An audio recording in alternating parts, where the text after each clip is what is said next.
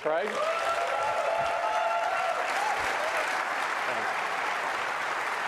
Good morning. You guys are too kind. Good morning. Let's talk about OS X.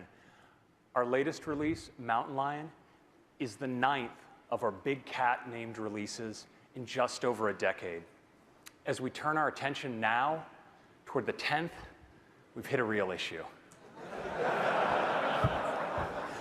We do not want to be the first software in history to be delayed due to a dwindling supply of cats.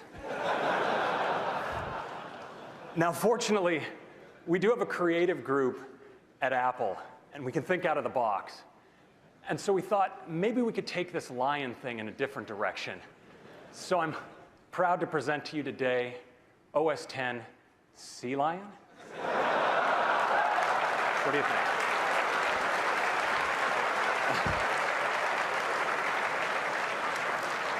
Okay, maybe not. That could be a bit of a dead end. So, in fact, we're really excited about the future of the Mac, and we want a set of names that are going to carry us for at least the next 10 years.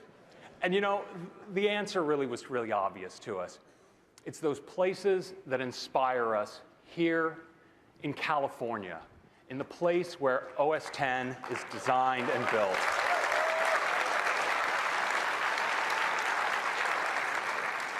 So for our first California-themed release, we went just outside our backyard, just off the coast, to a place with some of the biggest waves and most extreme surfing in all of North America, OS X Mavericks.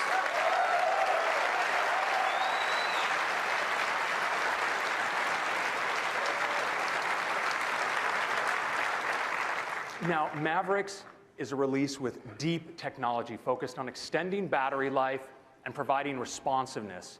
It has great new apps and enhancements for every Mac user, and some features that we think are going to really appeal to our power users. And I want to talk about just 3 of them right now, starting with Finder tabs.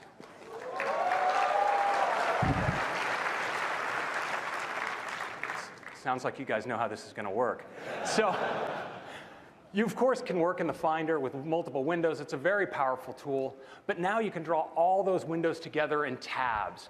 And each location, its own view mode. It's really powerful, too. You can actually drag contents and hover across tabs. And of course, now that we have tabs in the Finder, it's also a great app to take full screen. Next, tagging. Yes. That guy. We're bringing tagging to the Mac. So now, when you save a document, in addition to providing its location and name, you can tag it. And when you do, it'll appear right in the Finder sidebar. And in fact, you can tag things wherever they are, whether they're in iCloud or on a local file share. And all those will be brought together and appear in Finder. And tags are great for really powerful search as well. Next, multiple displays. Really? All right. The Mac, of course, we're not giving you all the free multiple display here. This is software. So with multiple displays in the Mac, it's always been a powerful way to spread out your work. But now, in Mavericks, you can get at your menus across multiple displays. You can summon your dock across multiple displays. And when you take a window full screen on one display, it doesn't mess with your desktop on the other display.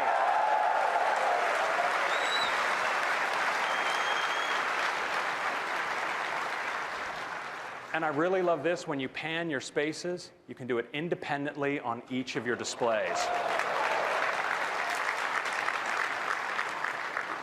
Finally, if you have an AirPlay connected HD TV, it acts as a full power separate display as well. And I'd like to show all of this to you now.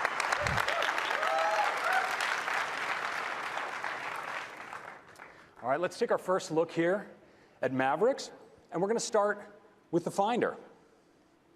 So here's a Finder environment. I got a lot going on, a lot of windows, a lot of different locations. I'm going to go up here to the window menu, and let's merge all my windows. Just like that, they hop into a set of tabs. Now, of course, these tabs have different locations, different view settings for each of those locations. Creating a tab is just as you'd expect. Just click plus. I can select another location, like AirDrop, maybe another for this work file share I have going right here. And now that I have multiple tabs, it's a really great way to actually work and copy documents. So if I want to copy this field report, I can just hover over the AirDrop tab, drop it, just like that, really nice. And of course, I can now take Finder full screen. Next, let's take a look at tagging. This is really cool. So as I go to save a document, you notice I can give it a name, like let's say Project Plan. And in addition to its location, in this case I'm going to save it in iCloud, I can also give it a tag from any of the tags I've made up. So I'm going to call this document important. It looks pretty important to me. And we'll go here into the Finder, and you see in the Finder sidebar, I have an important tag, and I see all these documents. They're from different locations, different applications, all drawn together in sidebar. We have other tags I've given things for things that are draft and in review. Now, of course, with tags, I can assign multiple tags to the same document. That's part of the power of tags. So I go here, and I'm going to say this one is also in review. And you notice as I assign that tag, it now appears in that location as well.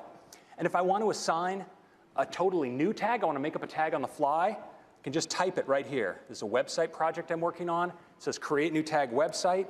And just like that, I've created a new tag, and you can see it right here in the Finder. I can give that tag a color, of course. And now that I have that tag, I can also assign tags by just dragging things in to the tag area in the Finder. So different assets for my website, just drag them in, and they're tagged like that.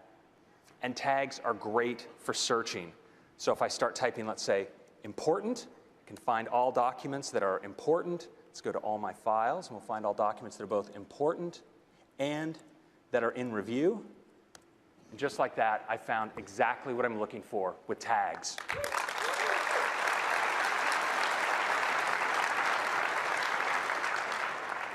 Next, let's take a look at multiple displays. I'm going to open up some of the kind of windows that I'm often working with. We'll open up iPhoto here, maybe a keynote presentation. And I actually have a second display connected to this MacBook Pro. Let's show that up there on the display now. Of course, with multiple displays, I can just move windows across displays like you'd expect. But now, I can get up at my menu bar on the second display. If I go down to the bottom, I can summon the dock just like that. If I want to open an app on this second display, I can just open it on the dock here. And here's iTunes. I can take this app full screen, just like that. And as I swipe spaces, just right back there, just on that display. Let's take Keynote full screen as well. I'm going to go back to my first display here. Let's even take iPhoto full screen. So now I have different full screen apps on my different displays. It's actually a really fantastic way to work. Go in here into Favorite Travels. And I can now drag assets across my full screen apps like that. Super cool. And Mission Control has just been supercharged for multiple displays. So I'm going to go now into Mission Control. And we see my different full screen spaces and desktops across applications. I can drag a window from one display to another. But I can also go and drag a full screen app right across displays, bring Preview open, and now I have that full screen on this display as well.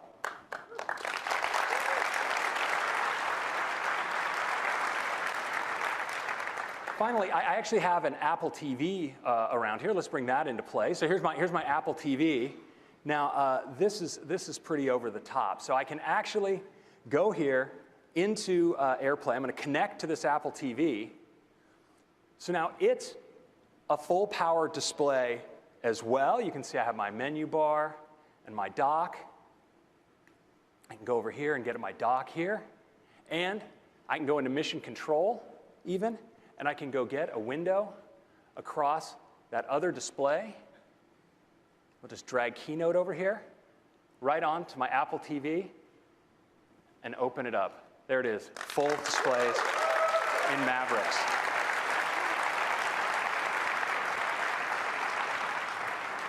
Next, I'd like to talk about some advanced technologies in Mavericks.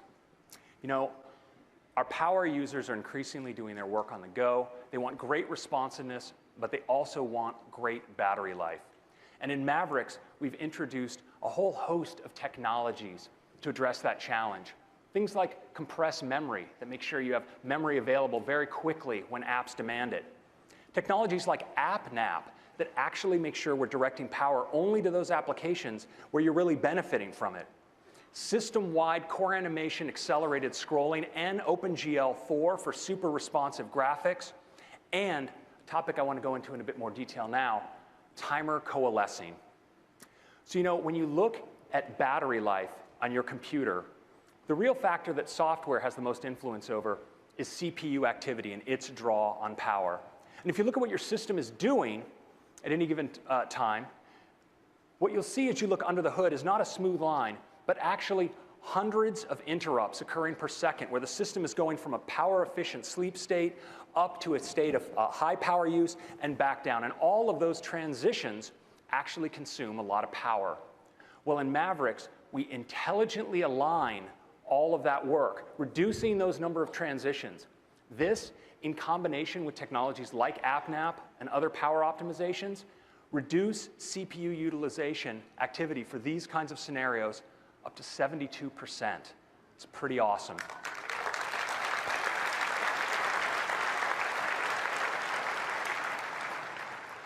Next, let's talk about compressed memory. Nothing affects the performance of your Mac, the responsiveness more of a Mac that's under load than its ability to provide free memory to an app. Now, typically, when you look at your app runtime, all your memory isn't active. In fact, a subset of your memory is actively being used, and others is memory we have to keep around but isn't being used by the app. Well, now, if you open a document, your system is going to need to get free memory, and it does that in the past by writing those inactive bits of memory out to disk, and that's a slow process. Now, with compressed memory, we're able to rapidly compress the inactive memory, making free space available almost instantaneously to the application. This can have great effects on responsiveness of systems under load. You see 1.4x kinds of improvements, even on fast SSD systems for activities like opening new documents or reactivating an application, and up to 1.5x improvement for waking a system from standby. These are just two of many improvements to power and performance in Mavericks. Next, let's talk about Safari. In the last decade of life, Safari has focused not just on providing the easiest to use and most elegant browsing experience, but also the most innovative.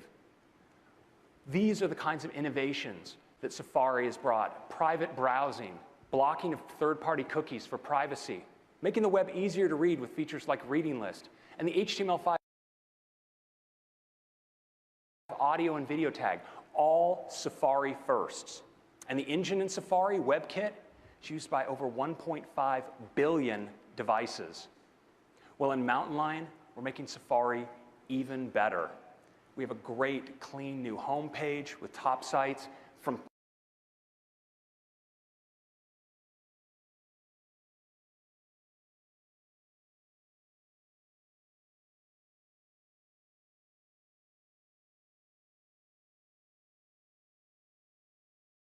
there you can get at a great sidebar where you have access to all of your bookmarks, and you can browse right from your bookmarks.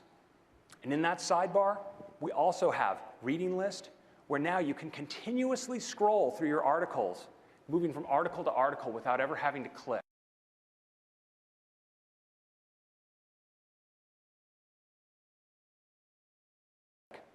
And a great new feature called Shared Links, where you see all of the links shared by people you're following on Twitter and LinkedIn. You can browse them right here. Now, in addition to these end user improvements, there's also a lot going on under the hood.